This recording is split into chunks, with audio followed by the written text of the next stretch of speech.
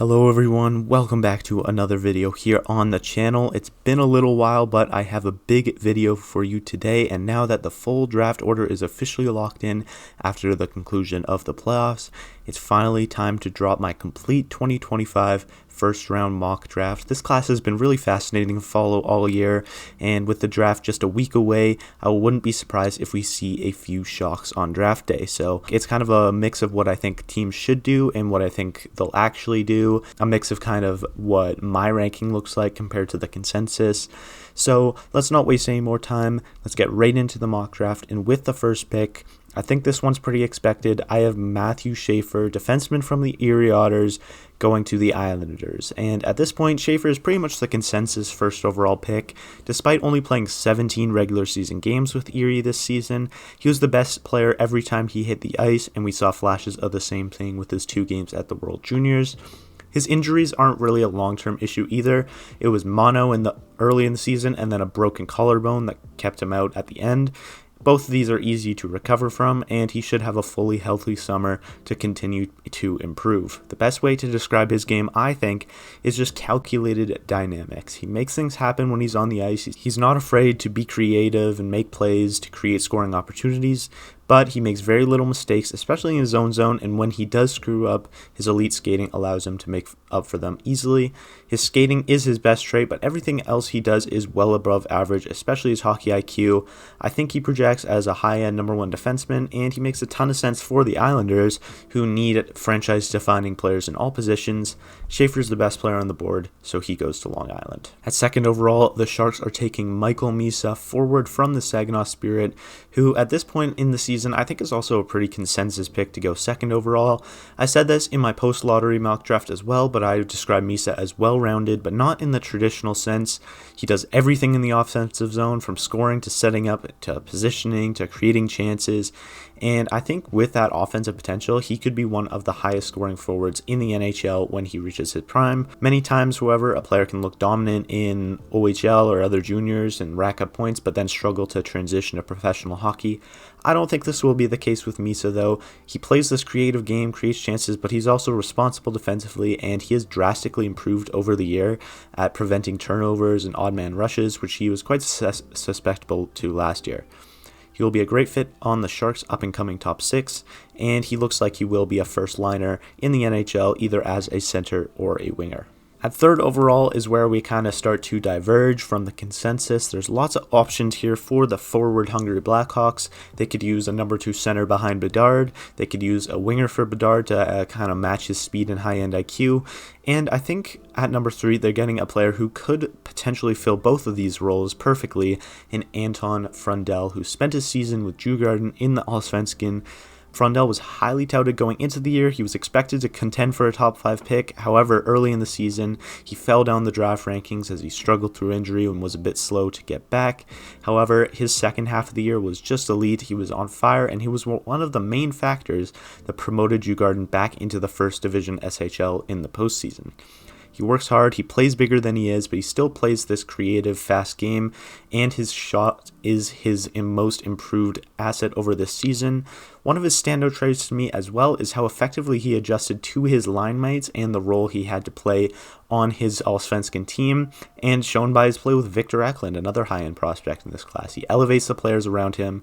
I could see him being a 90-point top liner playing alongside Bedard, or maybe a high-end 2-way second-line center in Chicago. Either way, you're getting a very intriguing and talented player in Anton Fondell. At fourth overall, there's been lots of rumors around this pick. The Mammoth either trading it or taking, even like Brady Martin has been rumored here. However, I still have them selecting center James Haggins at fourth overall from Boston College.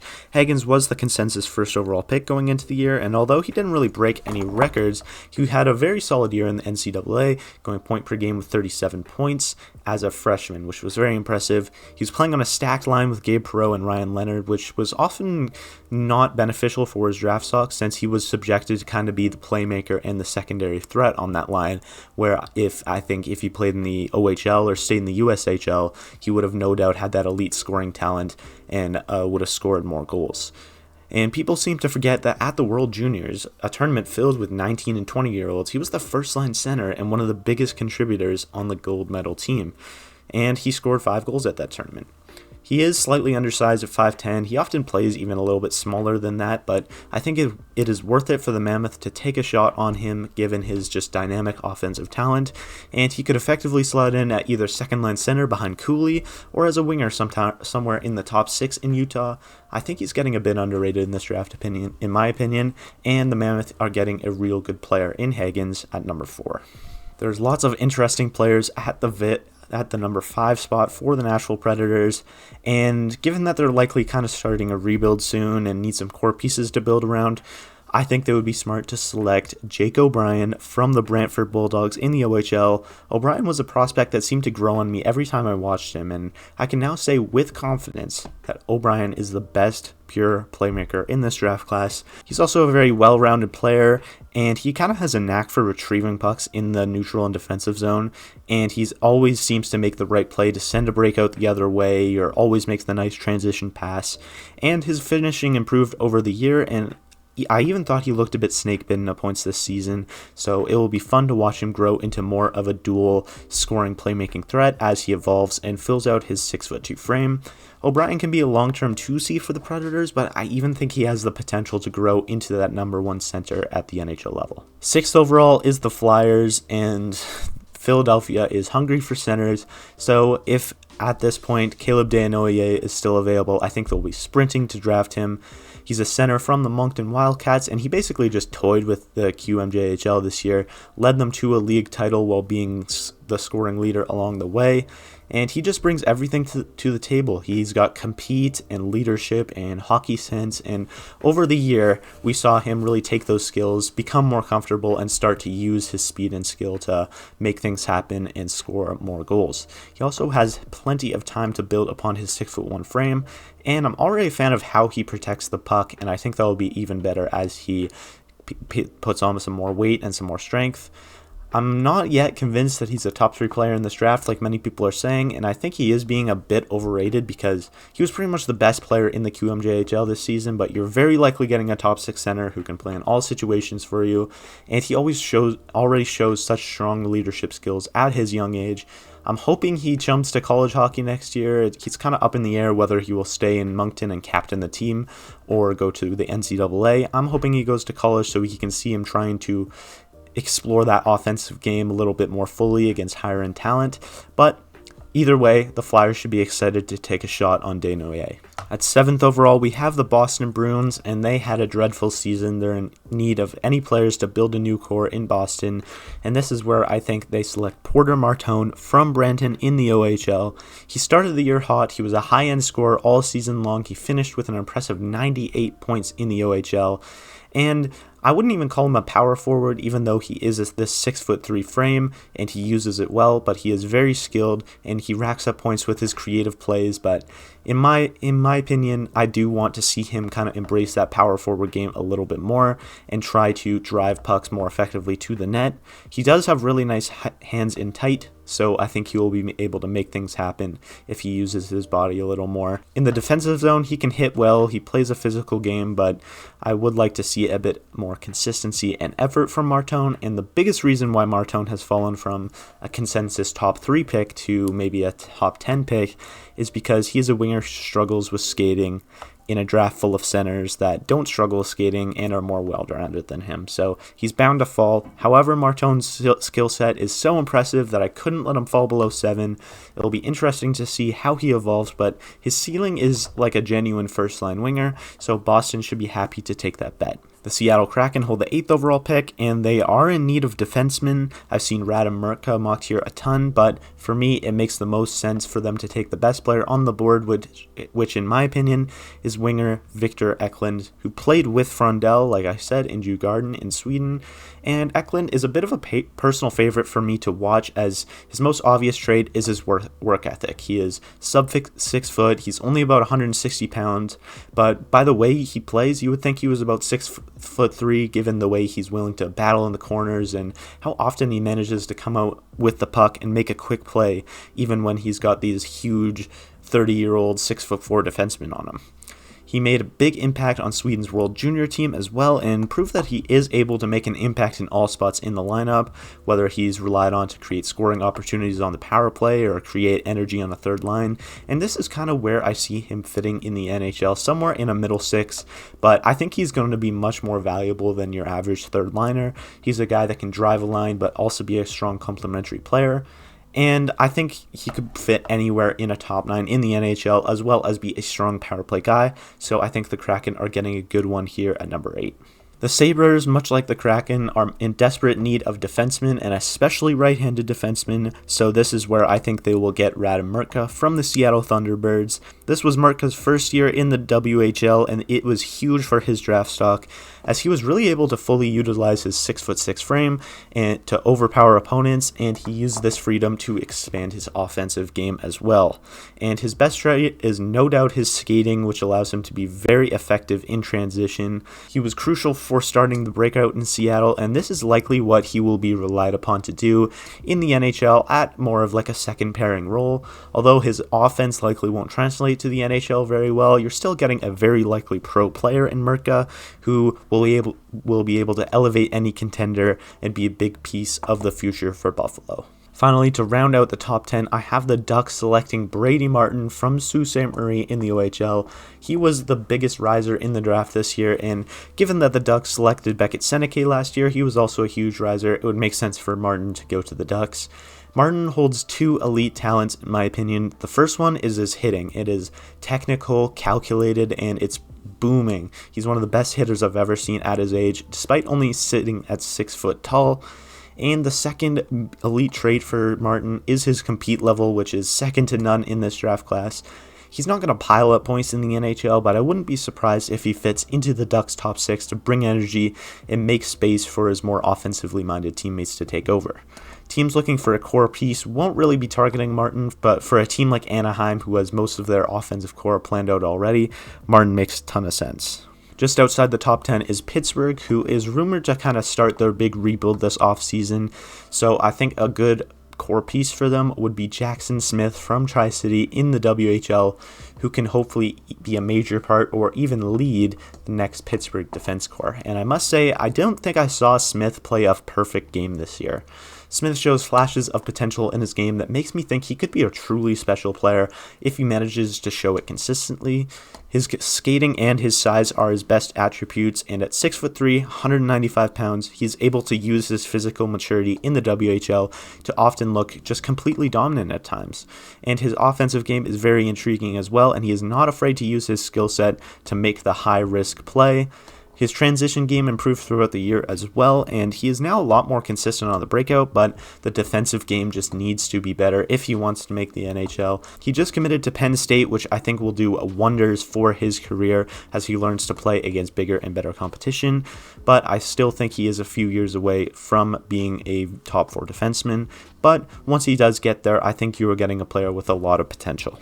The Rangers have a curious position at 12th overall, as they are a team who wants to get back into the playoffs next year, and since they selected a physical shutdown defenseman last year in EJ Emery, I think they will go with the absolute polar opposite and select high-ceiling winger Carter Bear from the Everett Silvertips. Bear had a just explosive start to the year. He was one of the best players in the WHL up until about March when he suffered a lacerated Achilles that ended his season. He doesn't really have many holes in his game either, and although a weakness of his is his size and frame, he plays much bigger than his 6-foot height and is not afraid to go to the dirty areas. He logged minutes at even strength and on both special teams in Everett and is expected to kind of do similar things at the NHL level, and while I doubt that he'll be the elite scorer that he is in junior, I would like to see him level up his skating, but past that, Bear is a projectable player that should fit into the Rangers' top or middle 6 quite well. The Red Wings hold the next pick at number 13, and in the past few drafts, they've kind of selected the same player archetype, just a high floor forward like Casper, Danielson, and Branson Newgard. I like all of these players, but I think in this draft they should go for a more dynamic type of player, which is why I have them selecting Roger McQueen from Brandon of the WHL. And McQueen, he's obviously a lot of people's top 10. I have him falling to 13. He's not a player I am a huge personal fan of. However, there is no denying that the potential with McQueen is almost unlimited. Recurring back problems caused him to miss all but 17 of Brandon's regular season games, which may remind you of another big forward from last year in the WHL, Caden Lindstrom. Lindstrom barely played at all this season, so I think there are some valid injury concerns with McQueen, but when he is on the ice, though, he is just a unicorn. He knows how to use his 6'5" frame to his advantage. His skating and mobility are quite impressive for a big guy, and his shot and hands in tight allow him to be quite the effective goal scorer. He has some games, like his 4-goal performance in the first game of the season, that make me think this guy could be an absolute star. However, for every one of those games, there are multiple where he is just not a factor at all on the ice. These injury and consistency issues are enough for me to probably avoid drafting him unless he really, really falls. But for the Wings, who mostly have their core carved out, a bet like this may be worth it. The Blue Jackets are also a team that could use some scoring help, which is why at 14th overall, I have them selecting Justin Carbono out of Armada in the QMJHL. And although Carbono is not an overly big player, he protects the puck a lot better than most his size and combines that with an elite shot and positioning to make him just a goal-scoring machine in junior hockey. However, he is a smart shooter, he chooses his opportunities well, and he's quick enough to make the correct pass if he doesn't have a shooting lane, which is why I think his offensive game will transition to the next level better than most. His defensive consistency is a bit of a problem, but he shows enough effort that I wouldn't really worry about it being a problem at the NHL level, and although he may not be this top-line player, I can see Carbono transitioning easily to the NHL and becoming a 20 to 30 goal scorer and power play specialist for the Blue Jackets.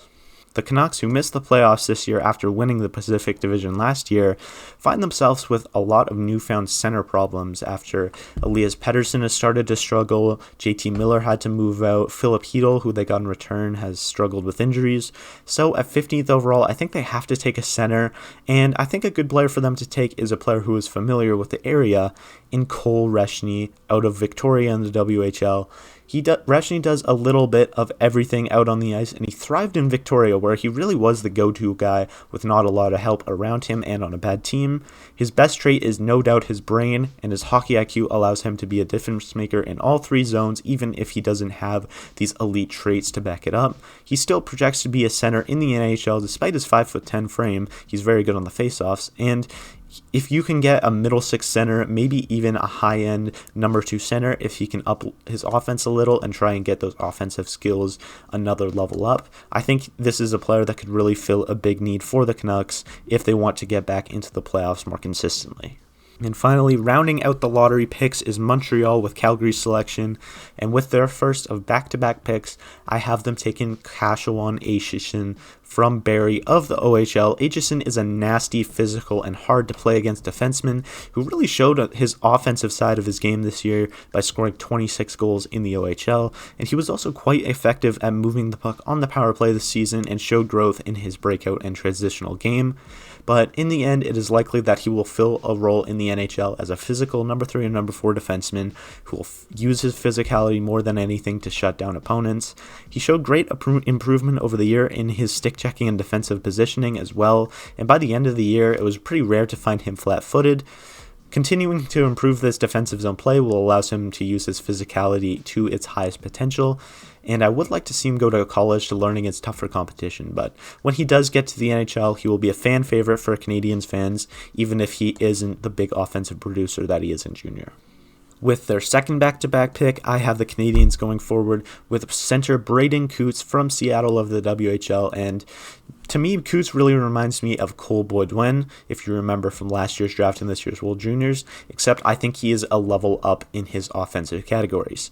He played big minutes for the Thunderbirds in all situations, and Coots will likely be more of a penalty kill number 3 center type of guy at the NHL level, but given the high floor he has already set up for himself and his high-end hockey mind, I think we could see Coots turn into a genuine top 6 center with offensive upside. He showed that at the U18s when he's given stronger line mates, he is able to create offense and pile up points, so I think he would fit really well in Montreal's system where he could be more of a glue guy that supports the core forwards.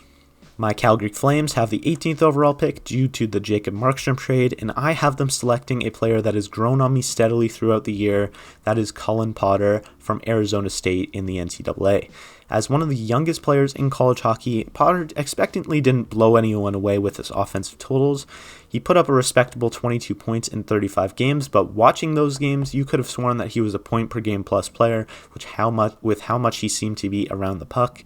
His skating and mobility are top 5 in this draft class. They're nothing short of excellent, and combining that with his really solid work ethic and willing to go to the corners to find pucks, you have a player in Potter who could have huge potential if developed correctly. He's quite small, but he doesn't play like it, and he will continue to be even more effective as he grows taller and fills out his frame a little bit more.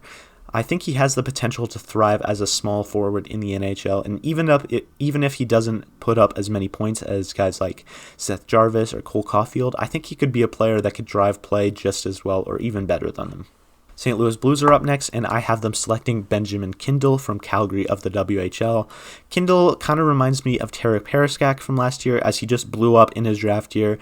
Kindle posted 99 points this year, albeit on a strong Calgary team, and he is just a well-rounded and effective in all zones player, but when he is truly shining on the offense, he's a pretty special player, as he has a really nice ability to read plays on the power play, and his even strength offense is also quite strong. He's on the small side, and he does have struggles with skating, but you can't teach the offensive instincts that he possesses, and he'll put up points everywhere he goes, even if he isn't the most consistent defensive player. His floor is as a power play specialist, so he will be useful for the Blues either way, and could pair up well with the Blues core that is already in place. Columbus picks again at pick 20, and this was a really tough one for me because Columbus needs a goaltender. I am usually very against picking a goalie in the first round, but for a team as desperate for a starter as the Blue Jackets are, I think it makes sense to pick Joshua Robbinsburg from Prince George of the WHL. Robbinsburg, he has traditional size of a starting goalie today at 6'5", and he uses this size to his advantage as the biggest asset in his game. His mobility is pretty good for his size as well. He's confident in the crease, and I thought he was pretty good in the playoffs. He's good in those clutch moments. And those are the things that matter most as he takes these next few years to kind of round out the technical aspects of his game, in particular rebound control and shot tracking from the slot. He's likely still quite a few years away, but he's a great add to the Blue Jackets pool, and in my opinion, he is the best goalie in this draft class, even if his numbers don't pop off the page. Moving a bit quicker now, Ottawa has the 21st overall pick, and I have them taking Lynen Lakavic from Moose Jaw in the WHL. Lakavic is a big 6'4" body that can skate. I could stop right there because teams love players like that, but Lakavic kind of breaks the mold by mostly sticking to the perimeter in his offense and creating these plays in quieter ways. His shot is really nice as well, but I really like his vision as it allows him to pile up points in the WHL especially. Lakavic's compete also stood out to me last year at the Memorial Cup, but this year that was one of the biggest complaints from scouts. I think this is because Moose Jaw had a real fall from grace this year when going from Memorial Cup to not even a playoff team, and since Lakavic was kind of the main guy on the team and one of the only bright spots, that may explain why he looked a bit uninterested at times this season. But Lakavic is far from a sure thing. He has the tools though, and he could be an interesting bet for the Senators, who already have some successful big skilled players like Brady Tkachuk and Cousins that Lakavic could learn from. With Philadelphia's second pick of the first round, I have them selecting Cameron Schmidt from the Vancouver Giants. Schmidt is a really polarizing prospect among scouts. I've seen some guys ranking him outside the first round as of late, and it makes sense to me because he did have a really tough first few months of 2025. He had a scorching hot start to his draft year, but has slowed down significantly. However, if Schmidt can overcome these consistency problems, I think a team is getting a really special player if they're willing to iron out the details. He has a real knack for scoring, and like many players at his 5'7" size, he is explosive and actually quite strong on the puck. And if you remember back to 2019, the Flyers passed on Cole Caulfield for Cam York. Maybe Schmidt can be kind of a redemption for them and round out their top six and help out on the Philly power play. With Nashville's second pick of the first round, I have them taking Logan Hensler from the University of Wisconsin. Hensler went into the year as an expected top 10 pick, but he adjusted to the NCAA game a bit slower than expected, but by the end of the year, he was looking much more comfortable, especially defending on the rush and using his stick. However, he would be even more stronger defensively if he was willing to use his body. The offensive flair he showed in the past hasn't really transferred over to the big games quite yet, but given how smooth skating and mobile he is, you have to assume that his offense will return as his confidence grows. Hensler, with a few tweaks, shows all the signs of being a solid, smooth skating, two-way, top four right-handed defenseman, which is a commodity many teams are desperate to get their hands on. So if the Predators are willing to be patient with his game, they're getting a really good one in Logan Hensler. At 24, the Kings pick, and I have them selecting another personal favorite of mine from this draft, Swedish center Milton Gastron from Modo in the Swedish junior circuit. He captained the Sweden's U18 teams and the Hlinka Gretzky, and he specializes at just making smart, simple plays rather than doing too much with the puck.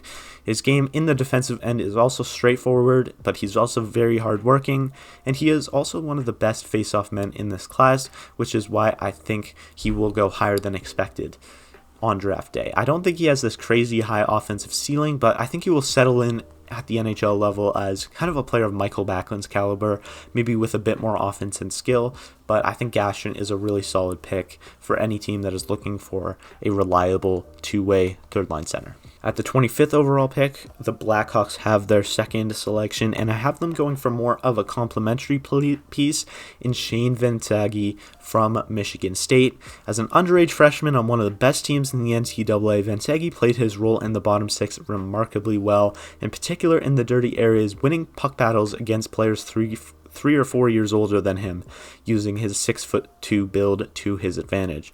His work ethic also translates from the defensive end to the offense as well, and he combines this energy and skill to make things happen and create some chances. I don't see him playing higher than a third line in the NHL, but it'll be interesting to see how he does next year, playing on a bigger role in a stacked Michigan State lineup. 26th overall, it belongs to Nashville yet again, and I suspect that they will trade one of these later picks, to be completely honest. But assuming they keep it, I have them taking another right-handed defenseman in hometown kid Blake Fiddler. He was born in Nashville, but he's playing with Edmonton in the WHL, and there isn't too much to Fiddler's game other than his impressive skating and 6'4" frame, but when he does eventually reach the NHL, he will settle into more of this shutdown and transitional role, which he's already doing very well in Edmonton, and that's completely fine for an NHLer because he reminds me of Brandon Carlo, and if you get a player like that late in the first round, you're happy. At 27th overall, I have the Capitals selecting a higher upside guy in Will Horov, son of former NHLer Sean. Horov started the year with the National Development Program, but transferred to Michigan halfway through, a rare thing for draft-eligible players, but it was great for his draft stock. At 6'5", the biggest asset in his game is hitting players, and he loves to do it whenever possible, but it is essential that he builds up on that 6'5" frame, as he seems to get knocked off the puck quite often, and his skating, like many big guys, also needs to improve, but there are flashes of a real offensive unicorn in Horov's game with his deadly shot and high hockey IQ. He's definitely a project, but given Washington's track record of developing bigger forwards such as Protas, Horov is a player that may be worth waiting for. With the Winnipeg Jets pick, I have them selecting Jack Nesbit from Windsor of the OHL. Nesbit is also a big center standing at 6'4", but he thrives on more of a smart, high IQ game with positioning that really stands out in my opinion in both the offensive and defensive zone. It kind of seems like he has a map in his mind of where every player is on the ice, and his shot selection and playmaking complement this and allow him to rack up points. My only worry with Nesbit is how he will do against better competition. This year, in the OHL, he often shared the ice with Ethan Belchet, who's 6'6", and Liam Greentree, who's 6'3".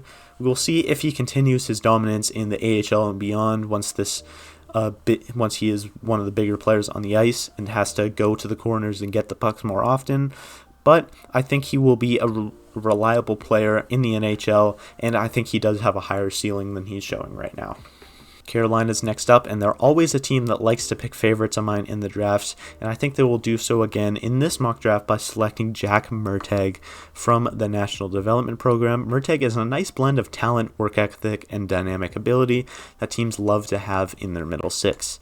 He isn't huge at 6'1", but he plays a power forward game that utilizes his excellent puck protection ability to create offense, and while I don't think he will be this big line driver in the NHL, he looks like a nice complementary piece. It'll be interesting to see how he further develops his offensive transition game at Boston University. With San Jose's second pick of the first round from the Granlund CC trade, I have them selecting a bit of a faller in Malcolm Spence from the Erie Otters. Spence is already experienced in juniors, and due to his late birthday, he has already played 3 full seasons with Erie in the OHL. His rookie season was very impressive with 42 points, but he has failed to really take any huge steps since then, although he has done well to fill in the gaps in his game. His game works best when he is playing with talented line mates and using his gritty game to retrieve pucks and his high IQ to find passing lanes. He's also an alternate captain in Erie and has a tendency for showing up in the big games, if you remember the winning goal from the 2023 Hlinka Cressy Cup. And I am excited to see him grow his game at the University of Michigan next year as he projects to grow into a strong complementary role to the high-octane offensive core that San Jose is building. With Philadelphia's third pick of the first round, I have them taking a risk by selecting the first Russian of the draft in winger Alex Zorovski. He is one of the most skilled players in this draft with the puck on his stick, and when he is given time and space, there is little you can do to stop him from making a brilliant play. But unfortunately, getting the puck to him is a bit of an issue, as I haven't seen much compete from him. He's not a good enough skater to evade the many times he's bounced off the puck. However, with some patience and smart developing, the Flyers could have an absolute star here who could be the perfect partner in crime for Michkov. And with the final pick of the first round, the final pick of my mock draft, I have my Flames selecting Cole McKinney, also from the National Development Program, where he led the team in scoring this year. It was a tough year in general for the program, but he was one of the brightest spots as a hardworking all-around forward. He was great on the forecheck and has excellent vision and anticipation skills that allow him to make offensive plays and stop them from happening in his own zone. If his skating continues to improve, the Flames will love him on their third line for the future. And that is going to be my mock draft. If you stayed this long in the video, thank you for watching. This took a minute to put together, but I think I am really happy with my mock draft. But as with any draft, there's always going to be some differing opinions, so tell me, who would you have higher? Who would you have lower? And who do you hope your favorite team selects at the draft?